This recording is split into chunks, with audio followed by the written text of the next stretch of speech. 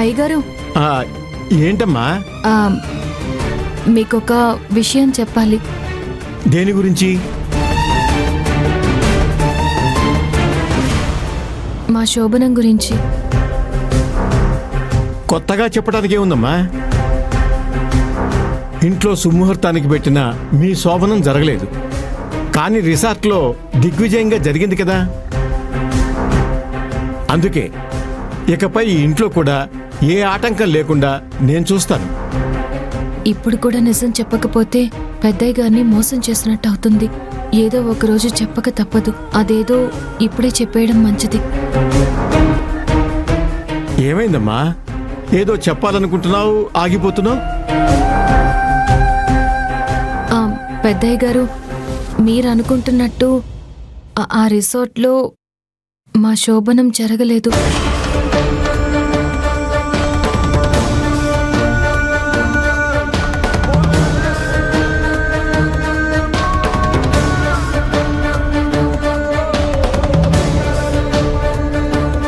ఏం మాట్లాడుతున్నావమ్మా?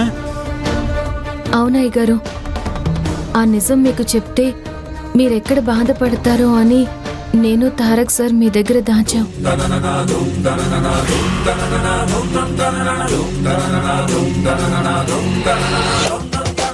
అదేంటమ్మా?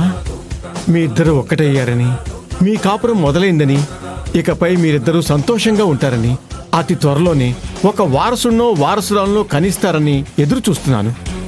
కానీ ఏంటిదంతా? కొన్ని అనుకోని కారణాల వల్ల ఆ రోజు కూడా నేను తారక్ సార్ దూరంగానే ఉన్నాం. దగ్గర అవ్వలేకపోయాం.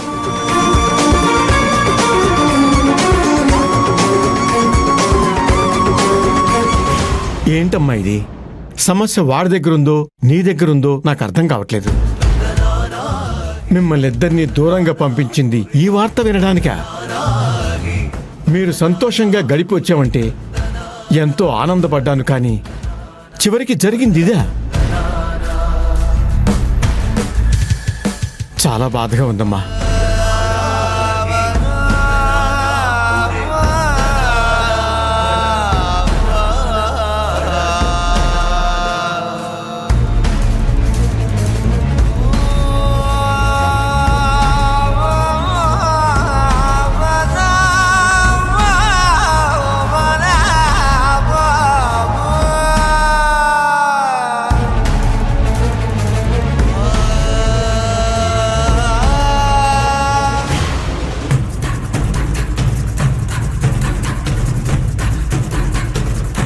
అమ్మయ్యా, వీళ్ళిద్దరూ ఎక్కడ ఎక్కువైపోతారో అని ఎంత కింద మీద పడ్డామో.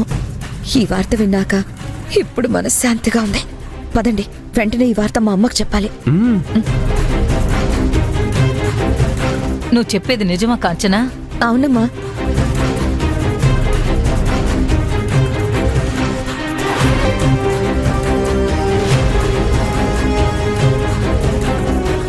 నేను మీ అల్లుడు 4 చెవులు పెట్టి విన్నాం. నువ్వు నిర్మోహటంగా నమ్మొచ్చు. తారక్ నీలవేణి ఏకమైపోయారేమో. ఒక్కసారి మొదలైపోయిన కాపురం ఇంకా ఆటంకం లేకుండా కొనసాగుతుందేమో అని నేను చాలా భయపడిపోయాను. పర్వాలేదు అత్తయ్య గారు, ఇంకా వాళ్ళిద్దరిని వేరు చేయడానికి ఇంకా కన్నింగ్ ప్లాన్ వేసుకోవచ్చు. పాపం అమ్మ, వాళ్ళిద్దరికి శోభనం అయిపోయిందేమోనని, నీలవేణి ఇంటి కోడలి స్థానం కన్ఫర్మ్ అయిపోయిందని కంటి మీద కునుకు లేకుండా ఇబ్బంది పడిపోయింది. ఇప్పుడు సంతోషంగా ఉందా అమ్మా? మామూలు సంతోషం కాదే, మహా అద్భుతమైన సంతోషం. మీ నాన్న వాళ్ళిద్దరిని రిసార్టుకు పంపించిన ఏర్పాట్లు చేసేసరికి వాళ్ళిద్దరి మధ్య అంతా అయిపోయిందేమో అని చాలా భయపడ్డాను. ఆ పనిదానికి పుట్టిన పిల్లల్ని నేనెక్కడ ముద్దాడాల్సి వస్తుందోనని కంగారు పడ్డాను. వాళ్ళు నన్ను నానమ్మ నానమ్మ అని పిలిస్తే వాళ్ళని ఇంటి వారసులుగా ఎలా ఒప్పుకోవాలో అని తెగ మదన పడిపోయాను.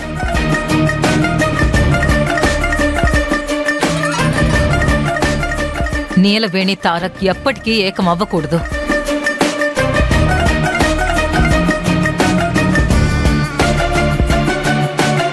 వాళ్ళు ఏకమవుదామని ఆలోచన వచ్చే ముందే వేరైపోయే ఒక అద్భుతమైన ప్లాన్ వెయ్యాలి. నువ్వు చెప్పింది నిజమమ్మా. వీలైనంత త్వరగా తారక్ జీవితంలో నుంచి నీలవేణిని పంపించేస్తే గాని మనకు మనశ్శాంతి ఉండదు. నీలవేణిని తారక్ జీవితంలో నుంచి పంపించేసి అర్చనని తారక్ జీవితంలో కడుగు పెట్టేలా చెయ్యాలి.